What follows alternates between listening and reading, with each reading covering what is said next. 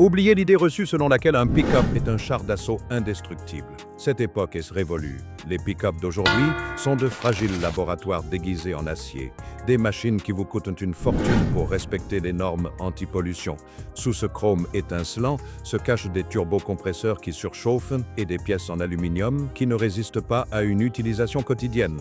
Si vous achetez un pick-up moderne en pensant qu'il durera 3 générations, vous commettez l'erreur la plus coûteuse de votre vie.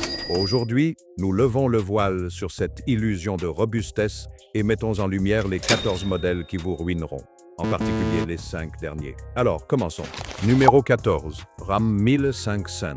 Le pick-up Ram 1500 est depuis longtemps plébiscité par ceux qui recherchent l'équilibre entre le luxe raffiné de son intérieur et la puissance brute du légendaire moteur V8 EMI de 5,7 litres. Sa sonorité puissante et ses performances de conduite exceptionnelles en font un véhicule que peu de concurrents peuvent égaler. Cependant, derrière ce rugissement caractéristique se cache un défaut de conception qui a affecté des milliers de propriétaires et engendré des factures de réparation exorbitantes. Il s'agit du problème systémique de l'arbre à cames et des poussoirs hydrauliques. La conception de ce moteur EMI présente une faiblesse critique au niveau de la lubrification de la partie supérieure de la distribution lorsque le moteur tourne à bas régime ou au ralenti pendant de longues périodes. Les poussoirs qui transmettent le mouvement de l'arbre à cames aux soupapes contiennent un très petit roulement à rouleau. En raison d'une lubrification insuffisante ou d'intervalles de vidange d'huile que le constructeur juge longs mais excessifs pour ce moteur, ces roulements ont tendance à se rompre. Lorsqu'un palier se grippe, il cesse de tourner et commence à glisser sur la came de l'arbre à cames. À ce moment précis, le camion cesse d'être un véhicule fiable et devient une véritable bombe à retardement mécanique. Le frottement métal sur métal sans roulement provoque une usure abrasive qui littéralement lime l'arbre à cames. Numéro 13, Toyota Tundra. Pendant des années, évoquer le nom de Toyota dans le monde des pick-ups était synonyme de fiabilité quasi divine.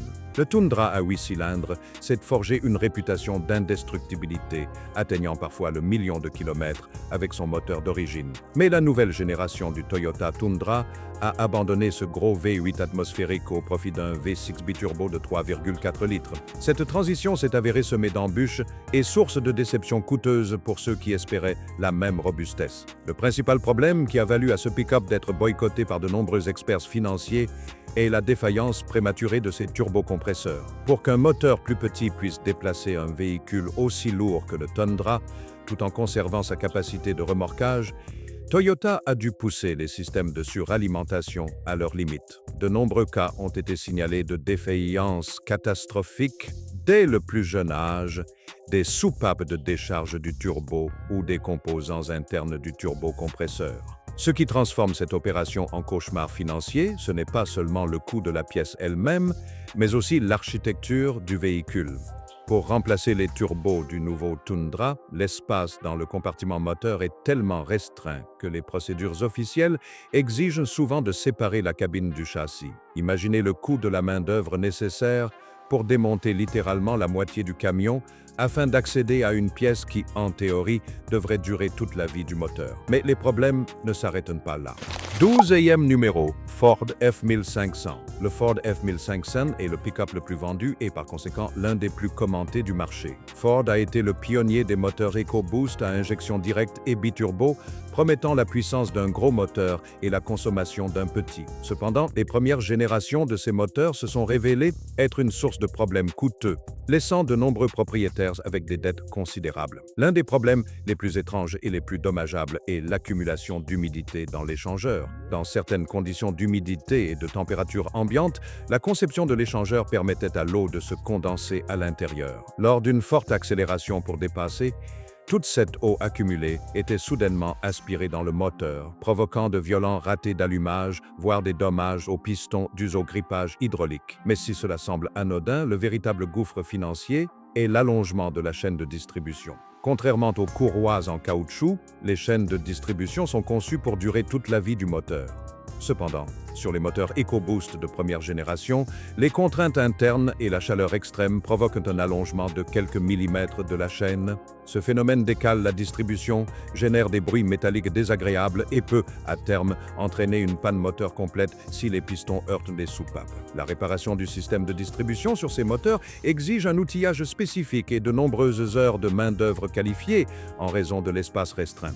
Numéro 11. Nissan Frontier. Le Nissan Frontier, équipé du moteur V6 de 4 litres, est un pick-up qui, au premier abord, semble un achat judicieux grâce à sa simplicité et sa robustesse mécanique générale. C'est une plateforme éprouvée, testée sur les terrains les plus difficiles du monde. Cependant, ce pick-up cache l'un des défauts de conception les plus notoires et catastrophiques de l'industrie automobile moderne, affectant principalement les modèles produits entre le milieu des années 2000 et le début des années 2010. Le problème réside dans le radiateur du moteur. Nissan a conçu un radiateur qui refroidit à la fois le liquide de refroidissement du moteur et l'huile de transmission automatique. Avec le temps, les parois internes du refroidisseur de transmission à l'intérieur du radiateur ont tendance à se détériorer sous l'effet de la corrosion. Lorsque cela se produit, les deux fluides se mélangent. Le liquide de refroidissement pénètre dans la transmission et l'huile de transmission dans le système de refroidissement du moteur. Il en résulte un liquide épais d'un rose vif que les passionnés ont surnommé le milkshake à la fraise de la mort. Une fois que ce milkshake à la fraise pénètre dans la transmission, les composants de friction interne et l'électronique sont détruits presque instantanément. L'antigel dissout l'adhésif qui fixe les matériaux de friction au disque de transmission, provoquant une défaillance totale. Numéro 10. Chevrolet Silverado. Le Chevrolet Silverado a toujours été un pilier de la classe ouvrière américaine. Son architecture, basée sur des moteurs V with small block, est légendaire pour sa simplicité et son couple. Cependant, afin de se conformer à des normes environnementales de plus en plus strictes, General Motors a introduit une technologie devenue le cauchemar des propriétaires de véhicules neufs et d'occasion, le système de gestion active du carburant ou système à cylindrée variable. Le principe technique semble idéal sur le papier. Lorsque le camion n'a pas besoin de toute sa puissance, le moteur désactive 4 de ses 8 cylindres pour économiser du carburant. Le problème réside dans la mise en œuvre mécanique de ce concept. Pour obtenir cette désactivation des cylindres, Chevrolet a conçu des poussoirs spéciaux qui s'affaissent sous la pression d'huile, bloquant ainsi le mouvement des soupapes. Ces composants sont extrêmement sensibles à la qualité de l'huile et aux variations de pression. Avec le temps, les poussoirs se bloquent en position affaissée ou se cassent, empêchant l'ouverture des soupapes. Cela provoque immédiatement des ratés d'allumage et un bruit métallique assourdissant, indiquant que le moteur subit des dommages internes. Mais le pire est à venir. Numéro 9. Jeep Gladiator. Le Jeep Gladiator a fait son entrée sur le marché en promettant d'allier les capacités tout-terrain inégalées du Wrangler à la polyvalence d'une benne. Son allure imposante séduit les amateurs d'aventure, mais sous cette apparence robuste se cache un pick-up que de nombreux experts considèrent comme un bijou fragile au coût d'entretien disproportionné. L'un des problèmes les plus récurrents et documentés concerne la direction. De nombreux propriétaires ont signalé le fameux shimmy, une vibration violente et incontrôlée des roues, avant qu'il se produise lors du passage sur une bosse à vitesse élevée. Bien que Jeep ait tenté de remédier à ce problème avec des amortisseurs de direction améliorés, la réalité est que la conception de l'essieu avant rigide, bien qu'excellente pour le tout-terrain, est intrinsèquement sujette à cette défaillance si les silent blocks ou les rotules présentent la moindre usure. De plus, le Gladiator souffre de fuites de liquide qui semblent indignes d'un véhicule de cette gamme de prix. Numéro 8. Mitsubishi L200. Le Mitsubishi L200 est reconnu sur de nombreux marchés comme un utilitaire robuste, capable de travailler dans des conditions difficiles, notamment dans les secteurs miniers et agricoles. Cependant, ces versions les plus récentes, équipées de moteurs diesel de pointe et de systèmes de contrôle des émissions complexes, souffrent d'une fiabilité fortement compromise. Le principal problème réside dans le système de filtre à particules diesel, FAP, et la vanne EGR, recirculation des gaz d'échappement. Conçu pour fonctionner à pleine charge, ce pick-up est souvent utilisé pour de courts trajets urbains. De ce fait, le FAP n'atteint jamais la température nécessaire à sa régénération, ce qui entraîne un colmatage complet. Une fois le filtre colmaté, le véhicule se met en mode protection, réduisant sa puissance à un niveau quasi inutilisable. Le remplacement d'un FAP d'origine peut coûter plus de $2 500. Par ailleurs, le système d'embrayage des versions manuelles s'est révélé insuffisant pour les capacités de charge annoncées par le constructeur. Numéro 7. Ford Ranger. Le Ford Ranger a fait son retour sur le marché avec l'ambition de dominer le segment des pick-up intermédiaires en reprenant une grande partie des technologies éprouvées du F1500. Cependant, la volonté d'intégrer autant de complexité dans un gabarit plus compact a engendré des problèmes très préoccupants. La principale source de mécontentement concerne la transmission automatique à 10 rapports. Développée en collaboration avec General Motors, cette boîte de vitesse vise à optimiser la consommation de carburant en maintenant le moteur dans sa plage de régime optimale. Le problème est que sur le Ranger, cette transmission présente souvent un comportement erratique. Les propriétaires signalent des changements de vitesse extrêmement brusques, donnant l'impression que quelqu'un heurte l'arrière du véhicule, ou des hésitations où la transmission ne sait pas quel rapport engager, provoquant une brève perte d'accélération. Ces problèmes ne sont pas seulement une source de désagrément au volant, mais indiquent également une usure prématurée des solénoïdes internes et des disques d'embrayage de la transmission. Numéro 6. GMC Sierra 25000. Le GMC Sierra 25000, équipé du moteur Duramax de 6,6 litres, est l'un des véhicules de remorquage poids lourd les plus performants du marché. Son gabarit est imposant et sa capacité de charge utile impressionnante. Cependant, son point faible réside dans l'électronique qui gère son système d'émission et le fameux système d'AdBlue ou fluide d'échappement diesel. Le problème qui a plongé de nombreux propriétaires dans le désespoir n'est pas une pièce métallique défectueuse, mais plutôt une défaillance logicielle ou de capteur. Des milliers de cas ont été recensés où le véhicule affiche un message d'avertissement sur le tableau de bord, indiquant une limitation de vitesse à 10 km/h sur une certaine distance en raison d'une défaillance du système de contrôle de la qualité du fluide d'échappement. Le plus frustrant est que bien souvent, le fluide est en parfait état et le réservoir est plein, mais les capteurs internes dysfonctionnent ou l'injecteur d'urée se bouche par cristallisation du produit. En raison de la programmation de l'ordinateur de bord, il est impossible d'ignorer ce message, ce qui peut laisser un conducteur bloqué au milieu d'un itinéraire de transport avec une remorque de plusieurs tonnes. 5e place, Renault Alaskan. Le Renault d'Alaskan illustre comment la mondialisation et le partage de plateformes peuvent engendrer confusion et coûts imprévus pour le consommateur. Ce pick-up est le fruit d'une alliance technique et constitue essentiellement une version remaniée d'autres modèles de marques différentes. Le problème de l'Alaskan réside dans le fait que, pour lui conférer une identité propre, Renault a modifié la suspension et certains éléments esthétiques qui se sont avérés moins durables que les composants d'origine de la plateforme de base. De nombreux propriétaires ont signalé des problèmes de fatigue au niveau des amortisseurs et des silent blocks de suspension arrière avant même d'atteindre 50 000 km, notamment en cas d'utilisation sur des chemins non goudronnés. Mais ce qui complique véritablement la vie du propriétaire, c'est la logistique des pièces détachées.